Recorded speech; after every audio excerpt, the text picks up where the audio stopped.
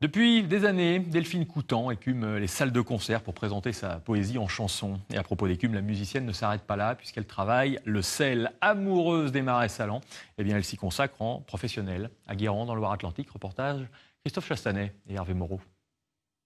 Ô chien dent, mauvaise vie. Elle se balade sur ses œillets comme sur la gamme de sa poésie. Delphine Coutan n'a pas choisi par hasard le paysage et le travail des marais salants.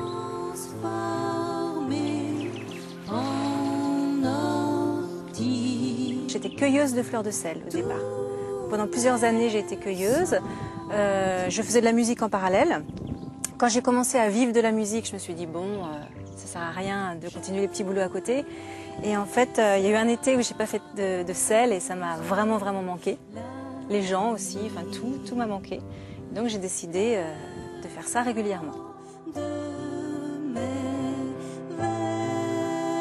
Ma rencontre avec Pascal, donc, que je connaissais depuis quelques années, qui est un ami et qui m'a proposé en fait de s'associer, de prendre une petite exploitation ensemble.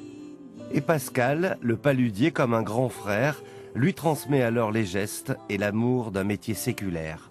Je crois que le soleil et le vent, c'est super important. Et sur cette saline, le soleil, c'est aussi Delphine. C'est pour ça que ça fonctionne.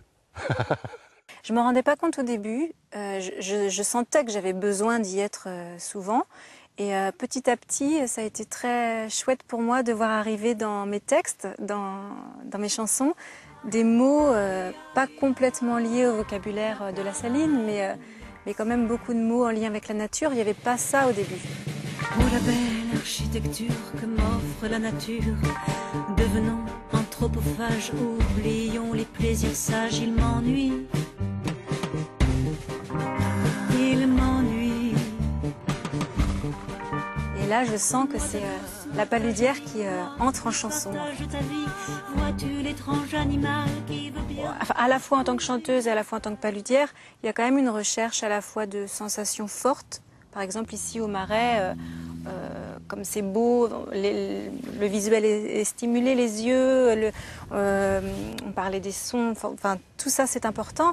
Dans la musique, c'est aussi ce qu'on cherche, hein, toutes ces émotions, toutes ces sensations. Et toi qui as... Pour moi, c'est surtout une histoire mais pour tout, hein, de garder le goût de l'émerveillement.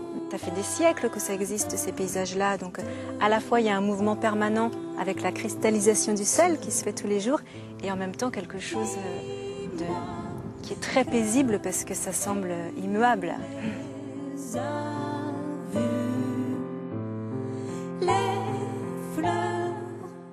Eh ben, on va rester près de la nature après.